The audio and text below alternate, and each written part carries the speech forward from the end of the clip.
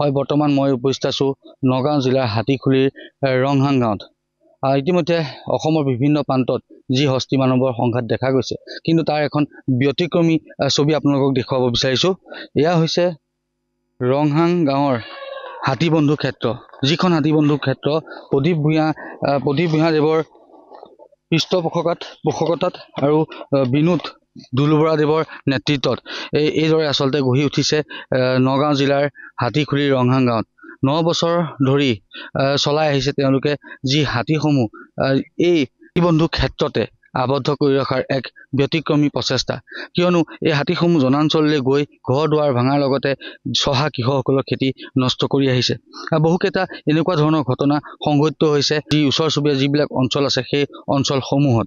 সেইকাৰণে এতিয়া এটা কথা ক'ব লাগিব যে হাতীবন্ধু খ্যাত যি বিনোদ দুলুবৰাৰ নেতৃত্বত গঢ়ি উঠা এই হাতীবন্ধু ক্ষেত্ৰত হাতীসমূহ আবদ্ধ কৰি সেই কৃষকসকলক যথেষ্টখিনি সকাহ দিছে। মই হাতীবন্ধু বিনোদ দুলুবৰা আমাৰ লগত উপস্থিত আছে, মই তেখেতৰ পৰা কিছু কথা পাতিবলৈ চেষ্টা কৰিম।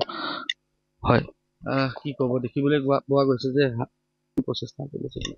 আচলতে মই বুলি ক'লে ভুল হ'ব, আমি হাতীবন্ধু এটা পৰিয়াল, আৰু আজি বিগত 9টা বছৰে আমি হাতী মানৱৰ সংঘাত ৰোধৰ বাবে অহৰহ চেষ্টা কৰি আহিছোঁ, আৰু আপোনালোকে কৈছে আমি সফল হৈছোঁ, কিন্তু আমি ভাবোঁ যে আমি সফল হোৱা নাই।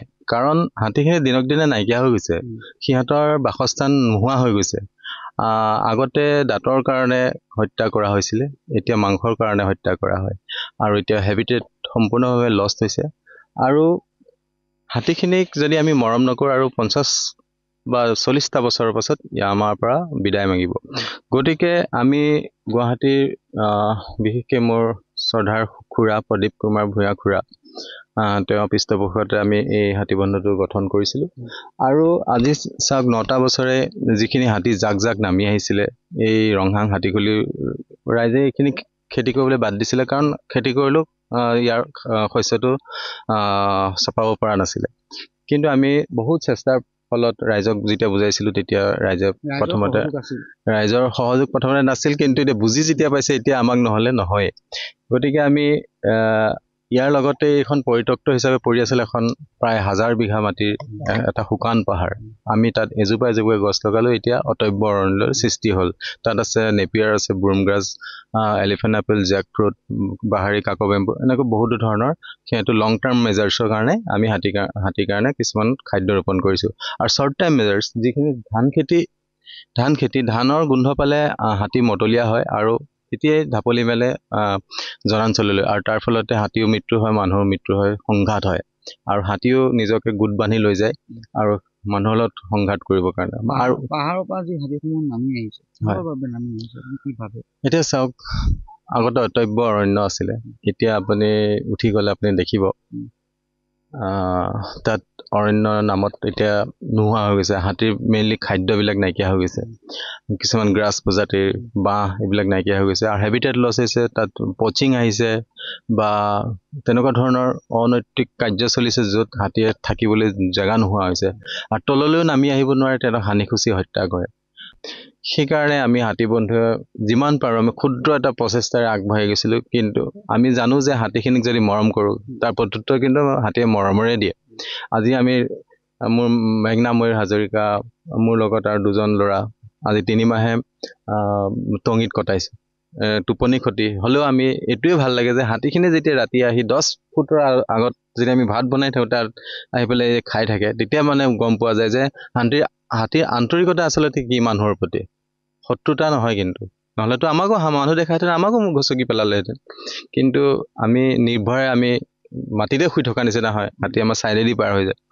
কিন্তু হাতী বহুত বিপদত পৰিছে, মই চৰকাৰকো আহ্বান জনাইছোঁ, হাতী বহুতেই বিপদত পৰিছে, হাতীক আমি চৰকাৰে চাব লাগিব, হেবিটেটখিনি ৰক্ষা কৰিব লাগিব।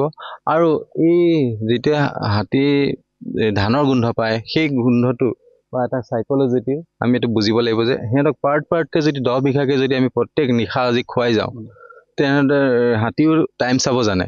মই ঘড়ী চাব জনা কথা কোৱা নাই, সিহঁতে জানে টাইমটো কি। যেতিয়া 12টা বজাৰ পাছত সিহঁতে এতিয়াতো ইয়াতে খাওঁতে 12টা বজাত, তেতিয়া আমাৰ ধান শেষ হৈ যায় 10 বিঘাটো। সিহঁতে ভাবে যে আজি নাযাওঁ আৰু জনাঞ্চলত, গ'লেইতো পোহৰ হৈ যাব, 2 ঘণ্টা 3 ঘণ্টা 3টাই বাজিব, আজি নাযাওঁ, আজি কেঞ্চেল কৰি পেলাই আকৌ আমাৰ নেপিয়াৰ খায়, বাঁহ খায়। তেনেকৈ আকৌ পিছদিনাখন যেতিয়া আকৌ আহি দেখে এইখিনি খোলা আছে, এইখিনি খাই আকৌ 12টা 1টা বাজে।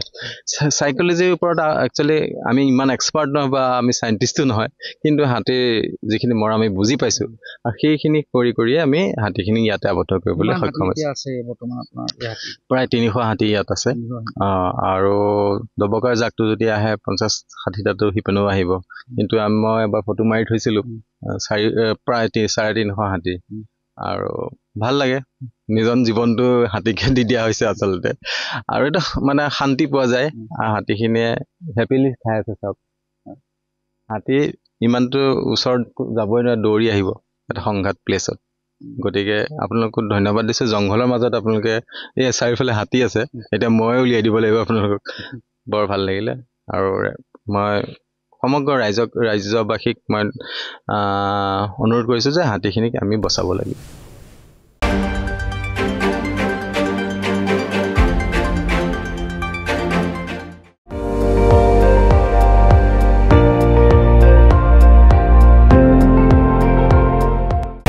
আপুনি চাই আছে ND24, সৰ্বশ্ৰেষ্ঠ নহয়, সৰ্বোত্তমৰ দৌৰ।